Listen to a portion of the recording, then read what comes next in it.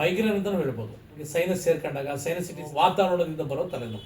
Partial headache ಅಂತ, frontal headache, occipital headache ಅಂತ, vertical headache ಅಂತ, ಎಲ್ಲ ತಲೆನೋವುಗಳು 10-15 ದಿನಗಳಲ್ಲಿ ಗುಣಪಡಿಸ್ಬೋದು. ಈ ಥರ ಸಣ್ಣಗಿನ ಸೂಜಿಗಳು ತಲೆಯಲ್ಲಿ ಒಂದು 4 ಕಡೆ ಹಾಕೋದ್ರಿಂದ ಕೈಕಾಲಲ್ಲಿ ನಿಮ್ಮ ಪರಿಪೂರ್ಣ ಗುಣ ಆಗುತ್ತೆ. ನಮಸ್ಕಾರ ಪ್ರಿಯ ಬಂಧುಗಳೇ, ನಾನು ಡಾಕ್ಟರ್ ಮೊಹಮ್ಮದ್ ಹಿಫ್ಜುಲ್ಲಾ, ಸೀನಿಯರ್ ಆಕ್ಯುಪಂಚರಿಸ್ಟ್. ಸುಮಾರು 25 ವರ್ಷಗಳಿಂದ ಬೆಂಗಳೂರಿನ ಜಯನಗರದಲ್ಲಿ ನಾನು ಜನತೆಯ ಸೇವೆ ಮಾಡ್ತಾ ಬರ್ತಾ ಇದ್ದೀನಿ. ಹೆಡ್ಡೇಕ್ ಅಂತ ಇದೆ. ಇದು ಸಾಮಾನ್ಯವಾಗಿ ಆಧುನಿಕ ಕಾಲದಲ್ಲಿ ತಲೆನೋವು ತುಂಬ ಜಾಸ್ತಿ ಇದೆ ಜನಗಳಿಗೆ. ಒಂದು ಸಾಮಾನ್ಯ ತಲೆನೋವು ಅಂತ ಹೇಳ್ತೀವಿ ನಾವು. ಸಾಮಾನ್ಯ ತಲೆನೋವು ಅಂದರೆ ಏನು? ವಾತಾವರಣದಿಂದ ಬರೋ ತಲೆನೋವು. ಎರಡನೇದು ಫ್ರಂಟಲ್ ಹೆಡ್ಡೇಕ್ ಅಂತೀವಿ ನಾವು.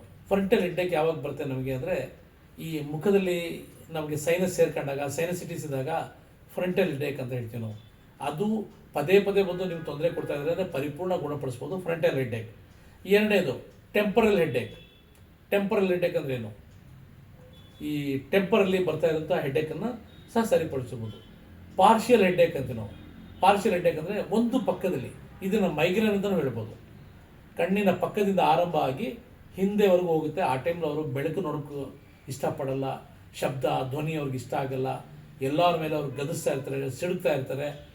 ಆಮೇಲೆ ಎಷ್ಟೋ ಜನ ಆತ್ಮಹತ್ಯೆಗೂ ಪ್ರಯತ್ನ ಮಾಡ್ತಾರೆ. ಅಷ್ಟು ಒಂದು ಕೆಟ್ಟ ತಲೆನೋವು ಮೈಗ್ರೇನ್. ಅದನ್ನು ಸಹ ಇದರಲ್ಲಿ ಸರಿ ಮಾಡಿಸ್ಬೋದು. ಆಕ್ಸಿಪಿಟಲ್ ಹೆಡ್ಡೇಕ್ ಅಂತೀವಿ ನಾವು.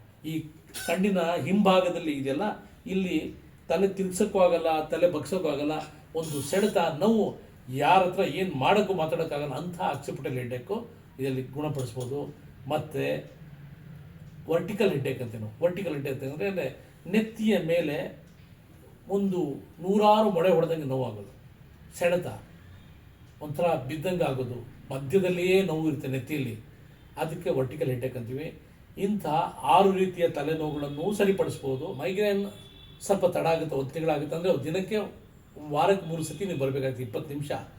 ಎಲ್ಲ ತಲೆನೋವುಗಳು 10-15 ದಿನಗಳಲ್ಲಿ ಗುಣಪಡಿಸ್ಬೋದು.